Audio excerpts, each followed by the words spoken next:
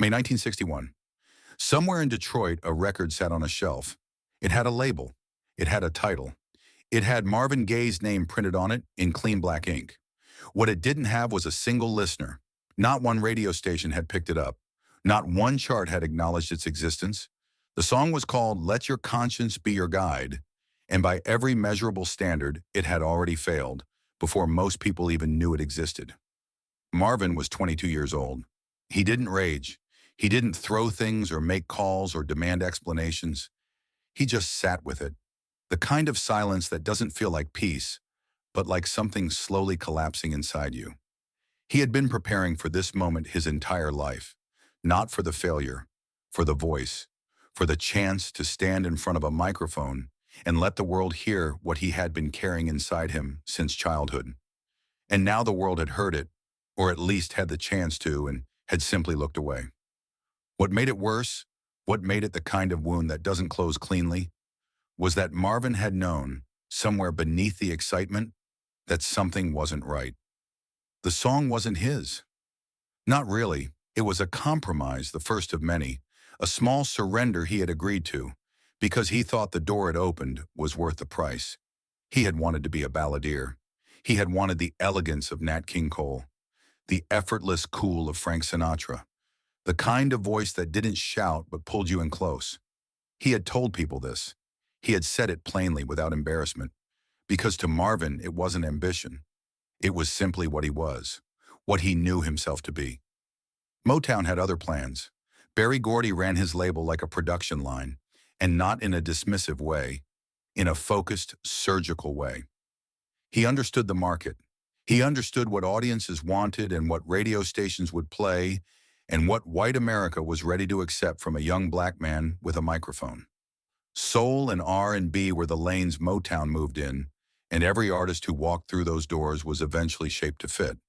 Some resisted, most adapted. Marvin did something more complicated. He tried to hold both versions of himself at once, the one Gordy wanted and the one he had always imagined, and the weight of that split would follow him for the rest of his life. But in May 1961, he didn't have the language for any of that yet. He only had the feeling. The record had flopped, and he was standing inside a question he didn't know how to answer. Was the failure a sign that Motown had been right about him all along, or was it proof that he'd already compromised too much? He didn't stay home. That was the thing about Marvin in those early years. The pain didn't make him still. It made him move, but sideways into other people's sessions, other people's recordings. He sat behind his drum kit in Motown's studio and played for other artists. He kept rhythm for singers who were younger than him, less experienced than him, who hadn't yet learned to doubt themselves the way he was beginning to. There was something almost punishing about it, choosing to remain in the building where he'd just failed, in the same rooms where producers had nodded politely and moved on. But Marvin didn't leave. He showed up early. He played well. He made himself useful in a way that asked nothing in return, at least not out loud. And every time he sat at those drums and watched another voice step up to the microphone, something in him shifted. Not toward resentment, but toward a kind of clarity that hurt to look at directly. The microphone was where he needed to be. Not as support, not as background, as the center. He knew it. He had always known it. But knowing something and being willing to fight for it are two different things. And Marvin, for all his talent, was not yet the man who could fight that fight without flinching. There was too much at stake, too many people watching. He had married Anna Gordy in 1963, Berry Gordy's older sister, a woman 12 years his senior who believed in him fiercely and had helped open doors that would have taken years to crack otherwise. But that marriage came with a weight that was hard to name.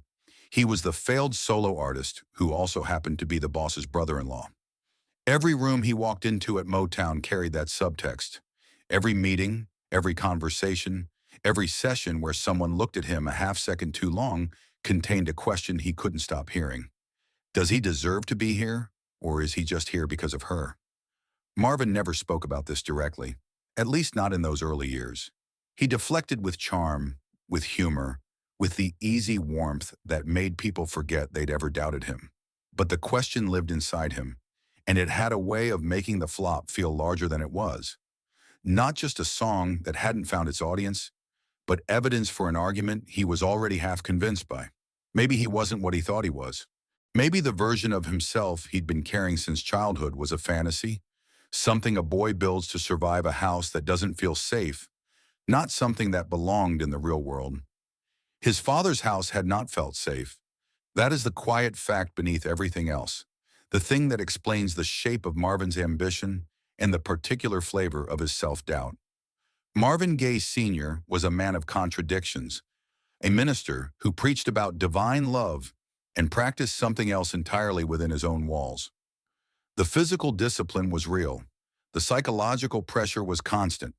The message, delivered in 100 different ways over the course of a childhood, was that Marvin was not quite enough, not quite disciplined enough, not quite faithful enough, not quite the son that a man of God deserved. Marvin had grown up learning to be what was required in any given room. Obedient when obedience was demanded, invisible when that was safer, while keeping the truest part of himself locked somewhere that no one could reach. He had learned early that showing too much of yourself was dangerous, that openness invited correction, that the safest version of a person was the one most carefully edited. The voice was part of that locked place. It had emerged not as a gift he'd been given, but as something he had discovered on his own, a thing that was entirely his in a childhood where very little was. When he sang, the self-monitoring fell away. The performance of being acceptable, of being enough, of being what someone else needed. All of that went quiet, and what remained was something unguarded and real. That was why the microphone mattered so much. It wasn't about fame, or at least not only about fame. It was about having a space where the truest version of himself was allowed to exist without apology, and the record had silenced it. He didn't quit. He came close, or at least something in him leaned toward the door, tested its weight, stood at the threshold for longer than he ever admitted. But he didn't walk through. Instead, he stayed. He watched and listened and kept sitting behind those drums, and slowly, across months of sessions and small conversations, and moments that didn't announce their importance while they were happening, he began to understand something that the flop had actually taught him, though it took time to see it that way. The song had been wrong. Not his voice, the song. Let Your Conscience Be Your Guide wasn't Marvin Gaye. It was a version of him that had been assembled from other people's ideas about what he should be, a compromise that satisfied no one, least of all the audience that might have loved him if they'd been given the real thing. Motown had put him in a box that didn't fit, and he had climbed into it willingly because he didn't yet trust himself enough to insist on something different. The failure, when he finally let himself look at it honestly, wasn't proof that he wasn't good enough. It was proof that being good enough wasn't the same as being himself.